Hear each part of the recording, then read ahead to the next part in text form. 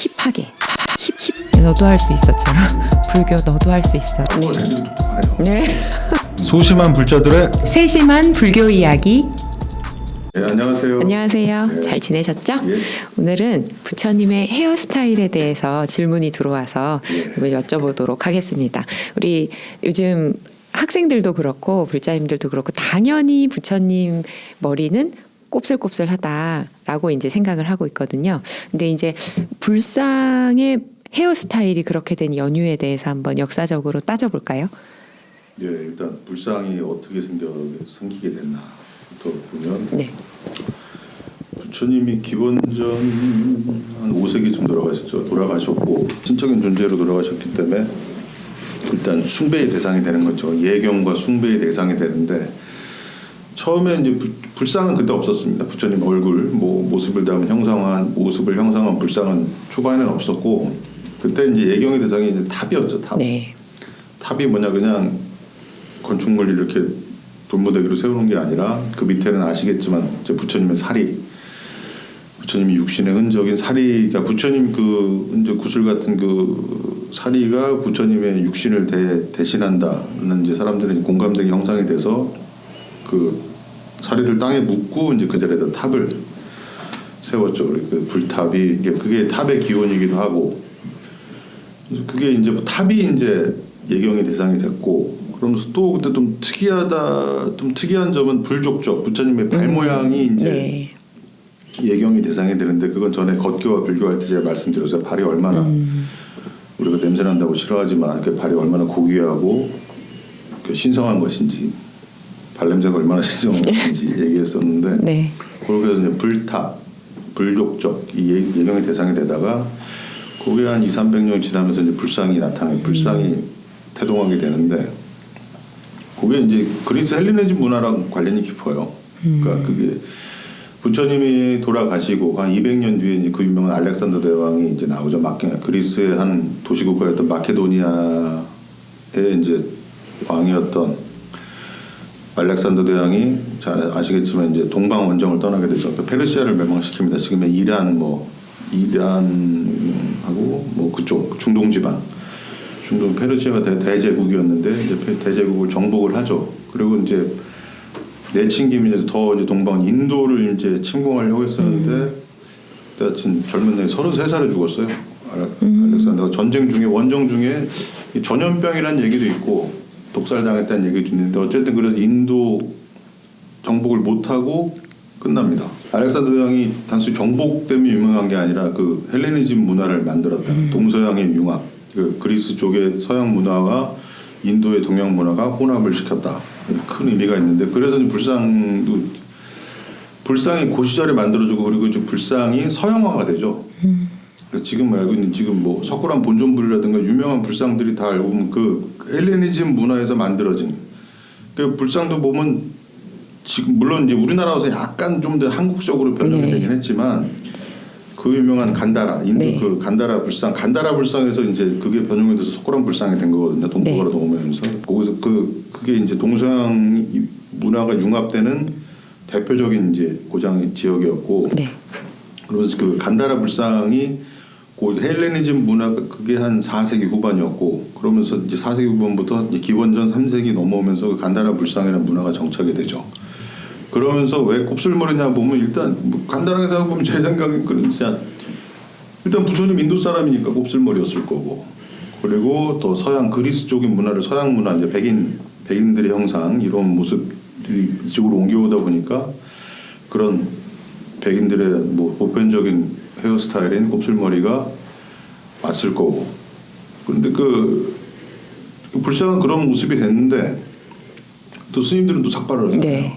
그 삭발을 하는 이유는 그러니까 교리적으로 보면 계속 머리카락 계속 조금씩 자라지 않습니까? 그걸 번뇌로 보는 거죠. 번뇌로 보면서 그걸 계속 매일 머리를 깎듯이 물론 매일 머리 깎지 않습니다. 전 그 율장에 따른 보름 그러니까 자자포살을 할 때처럼 보살할 때처럼 보름에 한 번씩 스님들이 머리를 깎아줘요. 그렇게 해서 이제 그래서 삭발을 하는 거고 근데 물론 부처님도 곱슬머리 지금 모양 그렇게 돼 있는데 부처님도 출가하고 왕궁에서 떠나서 그렇죠. 제일 먼저 한 일이 머리를 깎는 일이죠. 예. 그 삭발이라는 게 내 무명 번뇌를 계속 끊임없이 나 계속 잘 안 하고 네. 괴롭히는 무명 번뇌를 없애겠다라는 네. 그런 다짐으로 네. 머리를 잘랐고 이제 뭐 부처님 우리가 불상이 어떻게 보면 일반적인 사람들에게 가장 이렇게 불교 하면 떠오르는 이미지이기 때문에 항상 질문을 해요. 왜 부처님 머리 여기 나발이라고 예. 하죠. 이렇게 소라 모양처럼 되어 있는 거. 그렇게 하고 부처님은 어쨌든 위대한 존재고 제1의 존재고 으뜸이고 그 경계를 가늠할 수 없이 높은 분이기 때문에 일반 스님들하고는 차별을 둬야 되니까 네. 뭘 다 빡빡 밀면 불상이 있는데 불화가 있는데 구별이 안 되잖아요. 네. 우리 아이들 예. 천재인데요. 아이들이 그렇게 얘기해요. 이렇게 근데 스님들은 다 삭발하셨는데 부처님이 이렇게 머리가 헤어스타일이 독특하신 이유는 차별화 전략이다라고 흔히 네, 맞아요. 얘기를 해요. 또 네. 그 부처님의 특징이 이게 다 세세하게 기억은 못하는데 30 이상 80 네. 종으로 하는 게 있습니다. 예. 부처님이 일반 그 신체적 특징이 네. 30 이상 80 종으로 해서 그게 다 좀 다양한 특징이 있다는 거예요. 이렇게 워낙 많아서 네. 세세하게 말씀 세세하게 의미를 부여해 놨죠. 의미도 네. 부여해놓고 그래서 아니 대장인데 차별 제자들하고 차별성은 둬야 되니까 뭐 네. 애들이 똑똑하네요. 네. 들어와 있는데 다 민머리고 그 삭발해놓은 상태면 일단 카리스마가 떨어지지 그렇죠. 않습니까? 예. 원래 마이클 잭슨이 나올 때 그러니까 주변 병풍들이 많이 쏘이던 전 스타들이 나왔을 예. 때 그런 의미로 볼 수도 있고. 네, 맞아요. 그리고 또 우리 석굴암 부처님도 그렇고 그 사찰에 가서 볼 수 있는 그런 불상을 통해서 종교적인 어떤 믿음이나 신심의 그런 게 나올 수 있는데 근래 들어서 불상을 가지고 이제 불상을 보고 이제 아이들이랑 얘기를 하다 보니 아 부처님 나이가 몇 살 같아요라고 얘기를 하면 다들 1000살 이제 1000살부터 시작하잖아요. 그러니까 이게 굉장히 어떻게 보면 종교적으로 의미 있고 그리고 또 거기에서 담겨 있는 의미도 많다는 건 알고 있지만 표면적으로 봤을 때는 너무 나이가 많아 보이는 그런 거죠. 중간이 없잖아요. 아주 나이 많은 스님이랑 부처님 오신 날 때 잠깐 등장한 아기 부처님. 이렇게 딱 부처님의 모습을 담은 게 딱 두 가지로 이렇게 좀 약간 양분화되어 있죠. 그래서 저는 불상이 다양한 연령대로 힙하게 나와야 된다고 생각해요. 맞습니다. 이게 종교라는 게 뭐 불교만이 아니라 변화가 잘 안 되지 않습니까? 그런 것도 있고 일반 변화 잘 안 되기 때문에 이제 불화라든가 이런 게 좀 약간 좀 보편적이긴 하죠. 네. 그래도 워낙 기존의 과거의 형식을 좀 많이 답습하다 보니까 그렇긴 한데 이게 물론 또 이렇게 변화하기 쉽지 않은 게 단순히 뭐 높은 분들 뭐 이렇게 그런 분들이 취향이 그래서라기보단 일반 신도들이 나이가 많으신 분들이 많으시고 기본적으로 그 어르신 분들이시기 때문에 변화에 좀 이렇게 둔감하게 마련인 거고 나이가 먹게 되면 그래서 그거 좀 변하기가 좀 힘든데 그리고 예를 들어서 자칫 잘못했다가 부처님도 이렇게 되고 뭐 불경이네 또 예. 이런 말이 나올 수 있으니까 좀 조심스럽죠. 근데 제가 요즘 개인적인 생각이긴 한데 불화가 너무 천편일적이라는 생각을 해요. 제가 봤을 때 이게 어느 여기 2절에 불하나 저절에 불하나 뭐 네. 조선시대 불하나 지금 21세기 불하나 기본적인 형식이 너무 똑같아서 네. 그런 좀 많이 좀 변화를 두면 포교에 좀 도움이 되지 않을까 싶은 생각은 듭니다. 저희 학교 법당은 그 부모 은중경이 양쪽에 되어 있는데 거기 주인공이 저희 학교 교복을 입은 여학생이에요. 아, 예. 그런데 그거를 이렇게 해서 그려놨는데 훨씬 설명하기도 좋고 거기 의미를 담았는데 주인공이 나야 예. 이렇게 볼 수 있게 해주셔서 굉장히 좋았거든요. 예, 좀 변화가 필요하죠. 이렇게 사람들한테 다가가려면 내 것을 지키려고 기존의 것을 지키려고 하다 보면 세상은 계속 돌아가는데 그러면 계속 네. 고립되고 뒤처지기 마련이죠. 그러니까 네. 그건 좀 한번 생각해봤으면 좋겠고요. 그리고 현대 좀 불교 예술과 불교 미술, 네. 불상, 불화된 불교 미술 그런 게 좀 현대화되고 실용화되고 사람들한테 좀 친숙하게 다가갈 수 있는 네. 그런 게 좀 있었으면 좋겠습니다. 네, 그래서 우리 부처님이 어린 나이에 그러니까 우리 지금 학생들만한 나이대에 그때 품었던 의문 이게 시작이 돼서 그 인류의 스승이 된 건데 너무 그 약간 너무 나이가 많은 그냥 나이가 많기도 하고 그 예. 부처님이 그 만약에 깨달고 네. 부처님의 깨달음의 결과도 중요하지만 그 깨달음이 엄청 높고 심오한 거라면 거기에 다다르기 위한 과정. 그 과정이 네. 얼마나 치열하고 네. 고통스럽고 했겠습니까? 네. 그 법사님이 말씀하신 대로 부처님이 어쨌든 내가 좀 이제 출가를 어쨌든 깨달음 도에 대해서 마음을 품은 게 15살 네. 그 농경제. 네. 워낙 비참하니까. 네. 사람 어떤 사람 나는 이렇게 좀 우산 일산 밑에서 이렇게 한가롭게 왕자니까. 네. 우리 아빠는 막 황금 가사를 하고 있는데. 그 나를 이렇게 편하게 만들기 위해서 이제 저 사람들 그 밑에 노예든 어떤 하층 계급들은 그 때 앞에서 그 농경제란 축제를 준비하기 위해서 얼마나 네. 고생을 했겠습니까? 그것도 어떻게 보면 그 어린 시딸 어리지 않은 것 같아요. 예, 우리 기자님도 그렇고 나이에. 그렇죠. 우리 기자님도 14살 때 기억나십니까? 저도 어떻게 보면 14살에서 그 중학교 때에 품었던 의문이 지금의 저를 있게 한 기반이 된 것처럼 시타르타는 그렇게 매를 맞으면서 일을 하는 그 소의 아픔까지 본 거잖아요. 그러니까 인간 세계만 그런 게 아니고 동물에서 그 부처님이 또 본 게 무슨 맞아요. 그 새가 벌레를 잡아먹고 또 계속 소가 먹었다고- 지나간 예. 길에 나오니 새가 얼마나 날라오고 비참했어. 예.